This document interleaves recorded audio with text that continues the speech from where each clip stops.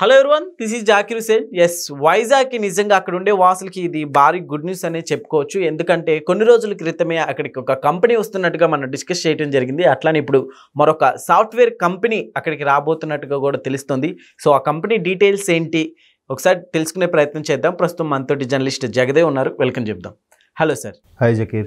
Yes sir, ఏంటి sir software company నిజంగా కొద్ది రోజుల క్రితం మనం ఒకటి చేసాం, మళ్ళీ ఇప్పుడు ఏంటి సార్ అసలు?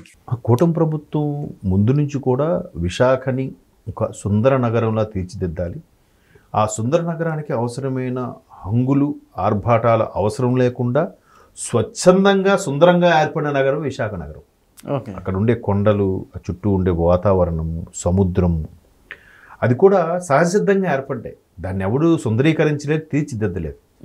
సో పైగా విశాఖపట్నంకి ఒక గొప్ప పేరు ఏంటంటే పీస్ఫుల్ సిటీగా పేరుంది. And more over Indian Disney land అని కూడా అంటారు దాన్ని. అంటే డిస్నీ ల్యాండ్ ఎంత అద్భుతంగా ఉంటుందో అలా ఉంటుంది అనేది కొంతమంది కవుల అభిప్రాయం. సో అటువంటి విశాఖకి గత ప్రభుత్వం క్యాపిటల్ చేద్దామని ఎగబడింది. క్యాపిటల్ చేద్దామంటే నిజంగా చేసేద్దామని కాదు. నేను ఇప్పుడు చెప్పానే peaceful city and more over దాన్ని ఏమంటారు ఇండియన్ డిస్నీ ల్యాండ్ అలాంటి పేర్లున్న విశాఖకి సరిగ్గా భూమి వస్తుంది ఖచ్చితంగా. వాళ్ళకి ముందే తెలిసేమో నెక్స్ట్ గవర్నమెంట్ మనకు రాదు, టీడీపీ వస్తుంది కాబట్టి టీడీపీ వాళ్ళు బాగా డెవలప్ చేస్తారు, ముందే భూములు ల్యాండ్ కొనుక్కుంటే మనం తరతరాలు తరగని ఆస్తి ఏర్పరచుకోవచ్చని గత ప్రభుత్వం ముందే ప్లాన్ చేసి అన్నీ చేసినట్టుంది బహుశా. పైపెచ్చి విశాఖ చాలా అక్కడ అలవాటు పడ్డ వాళ్ళు, అక్కడ నివాసం ఉండేవాళ్ళు ఒకసారి అలవాటు పడితే వేరే ఊరు వెళ్ళడానికి నచ్చరు. అక్కడ ఉండే అదొక గొప్పతనం ఉంది. ఈవెన్ ఇండస్ట్రీ పరంగా కూడా చాలా టాక్ ఉంది. అంటే సినిమా ఇండస్ట్రీ పరంగా కూడా ఒకసారి అంటే ఇవన్నీ ఎందుకు చెప్తున్నానంటే విశాఖ యొక్క గొప్పతనం గురించి మాట్లాడుకుంటే బాలసుబ్రహ్మణ్యం గారు కూడా ఒకసారి చెప్పారు, మహానుభావుడు ఏ లోకంలో ఉన్నారు కానీ, విశాఖపట్నంలో ఏదైతే హిట్ టాక్ వస్తుందో అది ఇండస్ట్రీ హిట్ అవుతుంది. విశాఖపట్నంలో యావరేజ్ టాక్ వినిపిస్తే ఓవరాల్గా యావరేజ్ అనిపిస్తుందని కూడా ఒకసారి ఆయన ఒక పాడుతా తీగ సందర్భంలో చెప్పారు. మేబీ అది అన్ని సినిమాల్లో అవ్వకపోవచ్చు, కొన్ని సినిమాల సందర్భంలో అయి ఉండొచ్చు. అయితే అటువంటి విశాఖని వీళ్ళు క్యాపిటల్ చేస్తామన్నారు, చేయలేదు. 3 రాజధానులను ఊరికే ఊదరగొట్టారు, కబ్జాలు చేశారు, భూములు లాక్కున్నారు. ఆఖరికి ప్రభుత్వ అధికారులు కూడా, సీనియర్ ఐఏఎస్ ఆఫీసర్లు కూడా పేర్లు అనవసరం, వాళ్ళు కూడా కొన్ని ల్యాండ్లు వాళ్ళ పేర్ల మీద, బినామీ పేర్ల మీద రాయించుకున్నారంట. ఎట్లాగో నెక్స్ట్ బాబు గారు గవర్నమెంట్ వస్తుంది, జగన్మోహన్ రెడ్డి గవర్నమెంట్ రాదు, మనం ముందే ల్యాబ్ చేసుకుందాం. సో దానికి తగ్గట్టుగానే కూటమి ప్రభుత్వం ఇప్పుడు ఏం చేస్తుంది, విశాఖని ఎలాగూ ఒక అందమైన నగరం కాబట్టి దానికి ఐటీ హబ్గా మార్చితే ఇంకాస్త ఒక బెంగళూరుకి ధీటుగా, ఒక పూణేకి ధీటుగా తయారవుతుంది ఈ సిటీ అనేది ఒక అభిప్రాయంతో ఉన్నారు, దృఢ నిశ్చయంతో ఉన్నారు. దానికి తగ్గట్టుగా మంత్రి లోకేష్ గారు కూడా చాలా ప్రయత్నాలు చేస్తున్నారు. ఆయన ఎక్కడికి వెళ్ళినా కూడా ముందు ప్రవాస భారతీయుల్ని, ప్రవాసాంధ్రుల్ని కలవడం, రండి పెట్టండి, మీరు ఎక్కడ కంపెనీలో సీనియర్ మేనేజర్గా ఉన్నారా, మీ వాళ్ళకి రిక్వెస్ట్ చేయండి, లేదా కంపెనీలో సీఈఓగా ఉన్నారా, మీరు ఒక బ్రాంచ్ లాంచ్ చేయండి, లేదా మీకు రిలేటెడ్గా ఒక బీపీఓ కంపెనీ పెట్టండి, ఒక కస్టమర్ కేర్ సెంటర్ అని కనీసం పెట్టండి. దానివల్ల ఒక చిన్న కంపెనీగా, ఒక 100 మందికి ఉద్యోగాలు ఇచ్చే కంపెనీగా స్టార్ట్ అయినా ఆ 100 మందికి సంబంధించి మరొక 300 మంది పరోక్షంగా ఆధారపడి బతుకుతారు వాళ్ళు. సో అలాగా ఏ చిన్న అవకాశాన్ని కూడా వదలట్లే. ఏది 90స్లో బాబు గారు ఎలాగైతే ఆయన ప్రిన్సిపల్ సెక్రటరీతో పాటు ఫైల్స్ పట్టుకొని వీధుల్లో నడుచుకొని తిరిగాడు అమెరికాలో, ఇప్పుడు ఆ బాధ్యత మంత్రి లోకేష్ గారు, అంటే టీడీపీ సెక్రటరీగా ప్రధాన కార్యదర్శి అయిన లోకేష్ గారు అది భుజానికి ఎత్తుకొని మరీ అడుగుతున్నారు. మొన్న లండన్ వెళ్ళినా, దావోస్ వెళ్ళినా, అమెరికా వెళ్ళినా, ఎక్కడికి వెళ్ళినా కాన్సన్ట్రేషన్ అంతా ఆంధ్రప్రదేశ్. ఇప్పుడు అక్కడ బాగా చితికిపోయింది, 10 ఏళ్ళు వెనక్కి వెళ్ళిపోయింది. ఇప్పుడు మనకు పెట్టుబడులు, తద్వారా రెవెన్యూ జనరేట్ చేయడం, మనీ సర్క్యులేట్ అవ్వడం, నలుగురికి ఉపాధి కల్పించడం అనే కాన్సన్ట్రేషన్ ఎక్కువ ఉంది. కాబట్టే నిజంగా గత ప్రభుత్వ హయాంలో అరాచకాలు, దారుణాలు చేసిన అందరూ అంత ఫ్రీగా తిరగగలుగుతున్నారు. ఇవాళ సోషల్ మీడియాలో నోటికొచ్చినట్టుగా మాట్లాడగలుగుతున్నారు. వీళ్ళు నిజంగా కాన్సన్ట్రేట్ చేయట్లేదు కాబట్టి. వాళ్ళు ఇంకా భయపడి రెడ్ బుక్ అంటున్నారు. కానీ నిజంగా రెడ్ బుక్ రాజ్యాంగమే కానీ నడిస్తే వీళ్ళెంత విచ్చలవిడిగా సోషల్ మీడియాలో కానీ ఛానల్స్లో కానీ నోటుకొచ్చినట్టు మాట్లాడే పరిస్థితి ఉంటుందా? లేదు కదా, ఉండదు కదా. సో అంటే నేను వాళ్ళు అసలు పట్టించుకోవట్లేదు. రాష్ట్రాన్ని ఇప్పుడు సరిదిద్దాలి, బాగా కూరుకుపోయే రాష్ట్రాన్ని ఒక లెవెల్కి తీసుకురావాలి కాన్సెప్ట్లో. దీనికి ఎప్పుడైనా ఎక్కడైనా సమస్య ఏంటండి, మనీయే కదా, money turn over, money circulation కదా.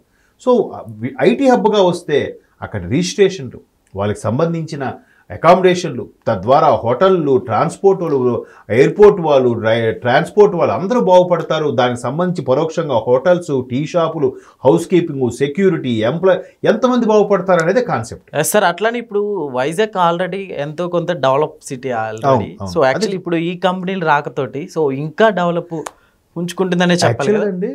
అంటే నాకున్న నాలెడ్జ్ ప్రకారం నేను చెప్తున్నా, ఉమ్మడి ఆంధ్రప్రదేశ్లో కూడా హైదరాబాద్ తర్వాత అతిపెద్ద నగరం విశాఖపట్నమే. హైదరాబాద్ తర్వాత నేను చెప్పేది ఉమ్మడి ఆంధ్రప్రదేశ్లో. ఇప్పుడు తెలంగాణ పరిమితం అయిపోయింది కాబట్టి ఆంధ్రప్రదేశ్లో ఇంకా పెద్ద సిటీ ఏముంది ప్రస్తుతానికి? విశాఖపట్నమే. జనాభా పరంగా కానీ విస్తీర్ణ పరంగా కానీ విశాఖపట్నమే. రేపు అమరావతి ఎస్టాబ్లిష్ అయిపోయిన తర్వాత విశాఖకు మించిపోబోతుంది అమరావతి. ఎందుకంటే అక్కడ విజయవాడ, గుంటూరు పెద్ద మేజర్ సిటీస్ ఉన్నాయి అక్కడ రెండు. ఆ రెండు కలిసిపోతాయి. పైగా అమరావతి కూడా హయ్యెస్ట్ అర్బన్ ఏరియాగా అవతరించబోతుంది. ఎందుకంటే నేను చెప్పింది కాదు, న్యూస్లో ఉంది, ప్రూఫ్స్ ఉన్నాయి. మాజీ మంత్రి కేటీఆర్ గారు కూడా ఒకసారి చెప్పారు, highest land pulling urban area అంటే అమరావతి రికార్డ్ అని కూడా. సో అవన్నీ పక్కన పెడితే ఇప్పుడు వైజాగ్కి ఫార్మా ఒకవైపు ఉంది, ఐటీ హబ్ను కూడా బాగా డెవలప్ చేయాలని చూస్తున్నారు. కాబట్టి కాగ్నిజెంట్ తర్వాత ఫస్ట్ టీసీఎస్ వాళ్ళు, ఇన్ఫోసిస్ వాళ్ళు, క్యాప్జెమినీ వాళ్ళు, ఏంటిది ఇప్పుడు డేటా సెంటర్ కూడా రాబోతుంది. అంటే ఇప్పుడు మన డేటా సెంటర్ ల్యాబ్ ఉంటే అసలు నిజంగా అది అసలైంది కదా. ఇప్పుడు ఇన్ని కంపెనీలు, ఇప్పుడు మన యూట్యూబ్లో ఫర్ ఎగ్జాంపుల్ యూట్యూబ్ ఛానల్ ఉంది మీది, ఎంత యూట్యూబ్లో రోజుకి కొన్ని లక్షల వీడియోలు అప్లోడ్ అవుతున్నాయి. ఇవి అప్లోడ్ చేసేటివంతా కూడా డేటా భద్రపరచాలంటే అందులో దానికి ఒక డేటా సెంటర్ కావాలి కదా. హ్యూజ్ ఎన్హాన్స్ డేటా అనేది భద్రపరచుకోవడానికి కావాలిగా. అది ఎలా దానికి సంబంధించి మెయింటైన్ చేసే డేటా సెంటర్లు ఉండాలిగా. అటువంటి డేటా సెంటర్ ఇప్పుడు అక్కడికి రాబోతుంది విశాఖపట్నం. అంటే అదే గొప్పతనం. ఇప్పుడు హైదరాబాద్ లాంటి వాటికి అమెజాన్ వస్తుంది, అమెజాన్ ఇక్కడ పెడుతున్నారు అని అంటేనే అరే ఇండియాలో ఎక్కడ పెట్టలేదు, హైదరాబాద్లో పెడుతున్నారు, దట్ ఈజ్ హైదరాబాదు అని చెప్పి గత ప్రభుత్వం బీఆర్ఎస్ వీళ్ళు డంకా బజాయించి చెప్పారు. ఎప్పుడు ఓవర్ ఏ పీరియడ్ అంటే ఇప్పుడు అప్పటి నుంచి 90s నుంచి చంద్రబాబు నాయుడు గారు కానీ, అంతకుముందు వాళ్ళు కానీ, తర్వాత వాళ్ళు కానీ దాన్ని అలా ఒక్కొక్క మెట్టు తీసుకెళ్ళారు కానీ ఎవరు నాశనం చేయాలని చూడలే. ఇప్పుడు 2020 విజన్ అన్న తర్వాత అది ఒక 25 ఏళ్ళ తర్వాత ఇప్పుడు హైదరాబాద్కి తిరుగులేని సామ్రాజ్యంలా తయారైంది ఐటీ హబ్ సంబంధించి ఏదైనా. మరి అది ఇప్పుడు చంద్రబాబు నాయుడు గారు మొన్నే బైఫర్కేట్ అయ్యింది, చాలా ఇబ్బందులు పడ్డారు, రెండోసారి ఆయన సీఎం అప్పుడే డేటా సెంటర్ వచ్చిందంటే ఇట్స్ నాట్ ఏ జోక్ కదా. వాళ్ళు కూడా ఎలా అనుకుంటారు, ఇంకా ఇంటర్నేషనల్ ఎయిర్పోర్ట్ లేదు, అటు హైదరాబాదో లేదంటే అటు ముంబైలో దిగి, ముంబై అంటాను బెంగళూరులో దిగి లేదా చెన్నైలో దిగి రావాలి, లేదంటే దగ్గరలో భువనేశ్వర్లో ఎక్కడో దిగి ఇంటర్నేషనల్ ఎయిర్పోర్ట్ దిగి రావాలి. ఇక ఇంత ఇబ్బంది వైజాగ్ అనుకునే ఆలోచించే వాళ్ళు డేటా సెంటర్ పెట్టరుగా. ఎందుకంటే ఫస్ట్ ఇంటర్నేషనల్ ఎయిర్పోర్టు ఆ బోర్డింగ్, ఆ టైమింగ్, అవి టైం వేస్ట్ అవ్వకుండా ఉండాలి.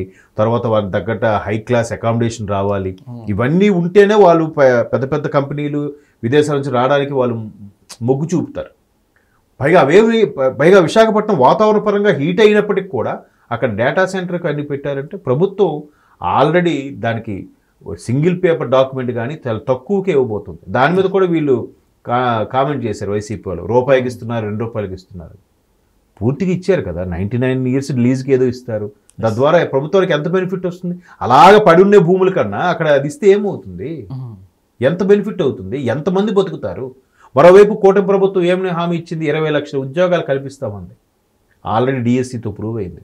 రేపో మాపో కానిస్టేబుల్ నోటిఫికేషన్ రాబోతుంది, ఎస్ఐ నోటిఫికేషన్ రాబోతుంది. అది కాక ప్రైవేటు ఇది కదా కల్పన, ఉద్యోగ కల్పన అంటే. కాబట్టి ఇంకో రాబోయే రోజుల్లో విశాఖ ఒక ఐటీ హబ్ అంటే ఒక బెంగళూరు స్థాయిలో నేనైతే ఎక్స్పెక్ట్ చేస్తాను. చూద్దాం, ఒక టైం పడుతుంది, అట్లీస్ట్ ఒక 5 to 10 years పడుతుంది. Okay sir, thank you.